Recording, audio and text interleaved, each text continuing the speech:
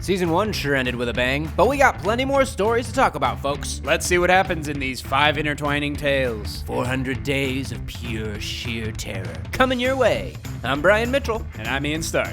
And this is the Skybound Rundown. As we gaze upon this empty world through the eyes of a survivor, we find a board laden with people's photos. It's only day 2 following the outbreak, and we pick up with our first character, Vince, holding a gun at someone. Vince, how could you? He makes a run for it. We decided to dump the gun in the trash can, cause maybe we can get away with it. But alas, the cop sirens grow near, and Vince is off to jail, along with 2 randos named Marcus and Jerry, and his good low-life friends, Justin and Danny. Big D starts the ride off by being pretty fucking annoying. What the hell, man? That gets the group all riled up, and they jabber back and forth about their reasons for being here. Danny and Justin seem to have done some big no-nos. Seriously, I was falsely accused. Tell it to the judge. They turn their attention to Vince. Why you here, my man? I helped my little brother. See, Vince is a good guy at heart. All is well, and Marcus starts to give Jerry a big hug. I don't think that's a hug, Brian. Clyde, the shitty cop, comes busting through the gate. Before we can step in and help, kaboom! The trio tell Clyde to call an ambulance for Jerry, but then, oh no, walkers! Jerry reanimates. The bus driver dips. See ya. And Jerry starts reaching for Danny. Oh, fuck me. They get the officer's gun and destroy Jerry. As walkers start to pile into the bus, they try to figure out how to get out of their chains. A gunshot doesn't do the trick, and without the keys, there's only one way out. Whose foot do we shoot off? Justin or Danny's? You can't shoot Justin's foot off. Sorry, Danny. Vince and Justin jump out the back, and our 2 surviving criminals make another run to freedom as Danny bleeds out.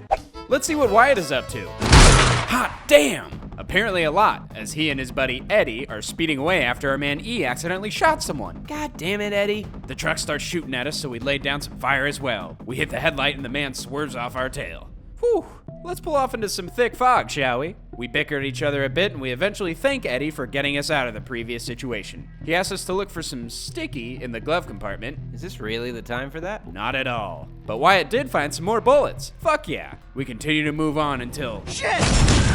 We hit what seems to be a police officer. This night is so fucked, man. After an intense game of rock, paper, scissors, we lost and stepped out to go check on the poor guy. Not sure if you're deaf, dead, or just an asshole, man. It's Bennett from the prison bus. He may very well still be alive, so we drag him to the car while taking out some walkers.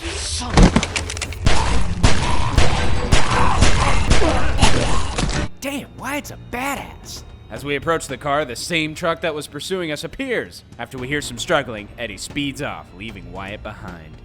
Russell's up next. He walks down a dark, quiet road, except for a friend in need. You getting up? Good. Honk, honk.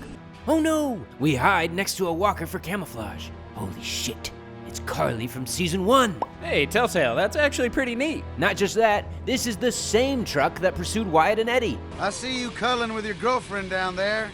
The redneck of a man named Nate finds us and offers us a ride. He starts asking Russell about women, which makes him super bashful. Russell starts talking about an old crush, and Nate asks about her boobies. Russell don't like this, and Nate decides to weird things up a couple notches.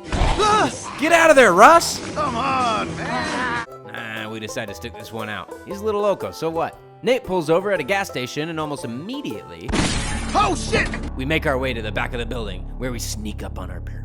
A super fucking old couple? Get the fuck out of here, you monsters! They're pretty shaken up as they think Russell and Nate shot the grandma previously and have returned to finish the job. Nate sees a golden opportunity. Vulnerable senior citizens just waiting to get robbed. Nate wouldn't dare do such a thing. Do we really help Nate gather personal gain to the detriment of our ancient victims? Or is it time to stand up once and for all to this guy we met 30 minutes ago? Easy decision. We stood up and walked out. However, our choice doesn't seem to change Nate's mind. Goodbye, poor old friends. They sure were old.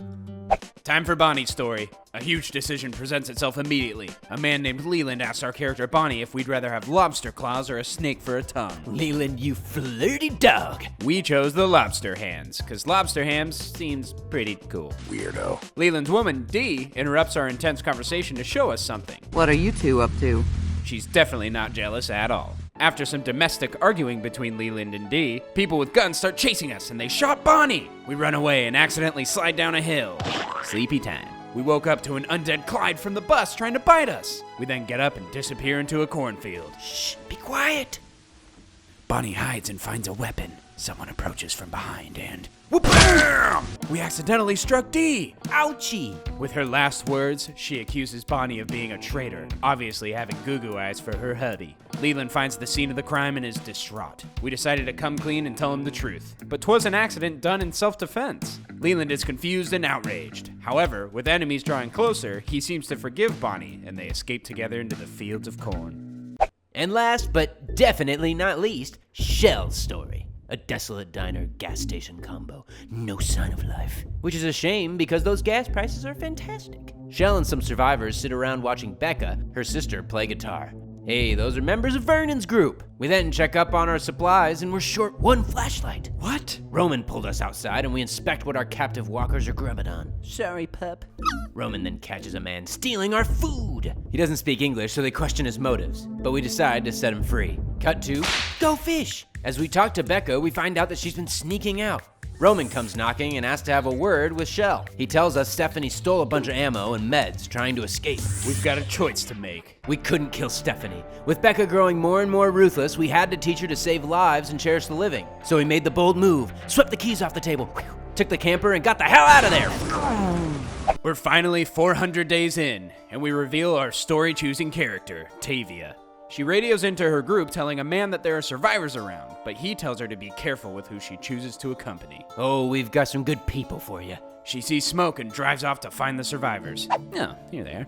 She tries to convince them all to come with her, that they have a safe community for all, but some of them have seen far too much shit. In the end, Bonnie, Vince, Shell, and Becca leave with Tavia, but Russell and Wyatt stay behind. Best of luck, my friends. Will we see any of our DLC friends in Season 2? Where is this community our survivors joined? Will we ever know more about these new peeps? We'll be sure to find out as we continue our recaps next week with Season 2 of Telltale's The Walking Dead as we cover episodes 1 through 3. Who did you get to follow, Tavia? Let us know what decisions you made and how they shaped the story in the comments below. Don't forget to like the video and subscribe to Skybound. Thanks for tuning in, guys.